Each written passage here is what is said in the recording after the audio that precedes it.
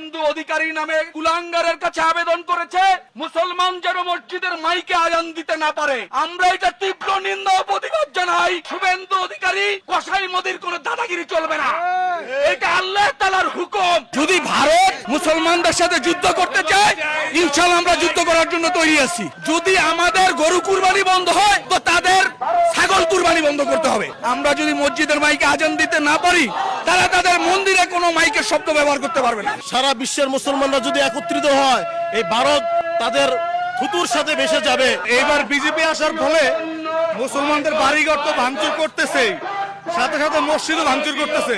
এটা আমাদের ইমানি দায়িত্ব, যেহেতু আমরা আল্লাহ রাসূল সাল্লাল্লাহু আলাইহি সাল্লামের উম্মত। আমাদের ইমানি দায়িত্ব হিসেবে আমরা এটা তীব্র প্রতিবাদ করি এবং নিন্দা জানাই। যদি ভারত মুসলমানদের সাথে যুদ্ধ করতে চায়, ইনশাআল্লাহ আমরা যুদ্ধ করার জন্য তৈরি আছি। আমরা এক আল্লাহু আকবার ধ্বনি দিব। আপনারা বঙ্গোপসাগর পার হইয়া, ভারত সাগর পার হইয়া প্রশান্ত মহাসাগরে পড়বেন।